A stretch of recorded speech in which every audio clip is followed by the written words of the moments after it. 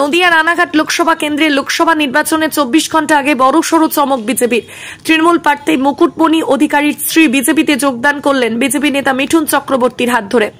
শনিবার শেষ মুহূর্তের প্রচার। ভোটের আগে রানাঘাট লোকসভা কেন্দ্রে বিজেপি প্রার্থী জগন্নাথ সরকারের হয়ে ভোট প্রচারে এলেন বিজেপির তারকা ক্যাম্পেনার তথা বিজেপি নেতা মিঠুন চক্রবর্তী। এদিন হেলিকপ্টারে আসার কথা থাকলেও পরবর্তীতে তিনি সড়কপথে নদিয়া রানাঘাট লোকসভা কেন্দ্রের তাহিরপুরে নেতাজি মাঠে আসেন। সেখানে জগন্নাথ সরকারের হয়ে ভোট প্রচার করেন মিঠুন চক্রবর্তী। সেই মঞ্চ থেকে রানাঘাট লোকসভা কেন্দ্রের বিজেপি প্রার্থী জগন্নাথ সরকারের উপস্থিতিতে মিঠুন চক্রবর্তীর হাত ধরে বিজেপিতে যোগদান করলেন রানাঘাট লোকসভা কেন্দ্রের তৃণমূল কংগ্রেস প্রার্থীর স্ত্রী স্বস্তিকা ভুবনেশ্বরী। যদিও কিছুদিন আগে মুকুটমণি অধিকারীর সঙ্গে বিবাহ বিচ্ছেদের একটি কথা উঠে আসে এবং সূত্র মারফত জানা যায় সেই বিবাহ বিচ্ছেদ প্রক্রিয়া চলছে। এখনো পর্যন্ত খাতায় কলমে তৃণমূল প্রার্থী মুকুটমণি অধিকারীর স্ত্রী স্বস্তিকা ভুবনেশ্বরী। তাই ভোটের আগে তৃণমূল প্রার্থীর স্ত্রীকে বিজেপিতে যোগদান করিয়ে এক বড়সড় চমক আনলো বিজেপি।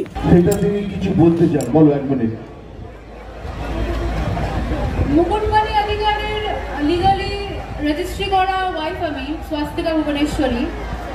ব্যাপারটা হচ্ছে গত বছর 28শে মে 2023 উনি আমাকে রেজিস্ট্রি করে বিয়ে করেছেন। সপরিবারে ওনারা বারংবার 14-15 বার আমার বাড়িতে আমার দরজায় এসেছেন এবং বিয়ের এই সমস্ত উৎসাহ, রেজিস্ট্রি বিয়ের সমস্ত উৎসাহ মুকুটমণি অধিকারীর নিজেরই ছিল, একদম নিজের থেকে। সেসব সমস্ত অবভিয়াসলি এফআইআর, তারপরে ক্যালকাটা হাইকোর্টের মাধ্যমে রিট পিটিশনের চার্জশিট সব জাস্টিসরা জানেন। ওনার পাঠানো টেক্সট মেসেজ, এবং আমি বিদেশে ছিলাম বাইরে, ওখানে বিদেশ থেকে আমি ডেনমার্কে ছিলাম কোপেনহেগেনে, ওখান থেকে আমাকে জোর করে বারংবার মেসেজ পাঠিয়ে আনিয়ে চার্জ হিস্ট্রিতে তা প্রমাণিত হয়, যেগুলো অ্যানেক্স করা আছে হাইকোর্টের রিট পিটিশনে চার্জশিটে। তো ব্যাপারটা হচ্ছে যে আমাকে জোর করে আনিয়ে ওনারাই আমার দরজায় বারংবার আসে এই বিয়েটা করার জন্য। উনি বিয়ের ব্যাপারে মানে মুকুটমণি অধিকারীরই মারাত্মক উৎসাহ ছিল এবং ওনার পরিবারের। তো তারপরে রেজিস্ট্রি ম্যারেজ হওয়ার পরে 28শে মে 2023 উনি রেজিস্ট্রি ম্যারেজ হয়ে গেলেন এবং সেই যে চলে গেলেন ছেড়ে, সেই যে চলে গেলেন বাস একেবারেই লাপাতা, মানে বেপাত্তা। এবারে সেটাই তো আপনারা মানে মুকুটমণি অধিকারী এবং তার পরিবার আমাকে এবং আমার মাকে, আমার তো বাবা নেই, ভাই বোনও নেই, আমি আর আমার মা একলাই, হ্যাঁ, তো আমাদেরকে পুরোপুরি ঠকিয়েছে। আমার এই মানে খুবই বিনম্র অনুরোধ যে আপনারা কেউ মুকুটমণি অধিকারীকে দয়া করে কোনো ভোট দেবেন না, আমার এই একদমই ভোট দেবেন না। তাহলে আপনাদেরও কিন্তু ঠকতে হবে, আমারই মতন ঠকতে হবে, ঠিক এরকম ভাবেই ঠকতে হবে।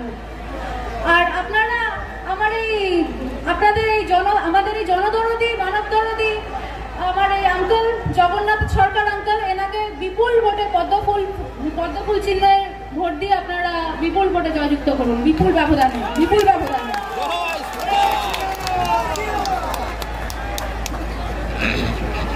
এবার আমার বলার পালা,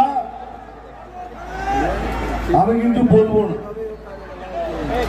দাদা, এই যে পেছনে আটো ওখানে অনেক লোক আছে, দেখো এত ক্যামেরা হাতে, ক্যামেরা কিনেছো কিসের জন্য? কাউকে তো দেখিনি কথা বলতে, এখন থেকে এলাম স্বয়ং দিকে দৌড়ে আছে। তো সে কাজটা পুরো করো। চলো আমি এদিকে আসছি, ছবি তুলে নাও, চলো।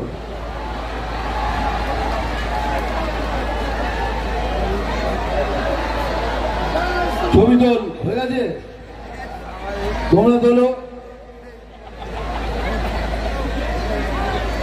নাও তোমরা তুলে নাও।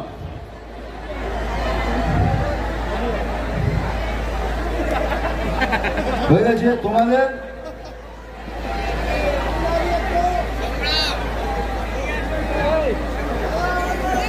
চলো তোমরা তোলো ছবি, হয়ে গেছে? তোমরা চলো, ঠিক আছে, তোমরা তোলো, যা পারি ভুলে যাও।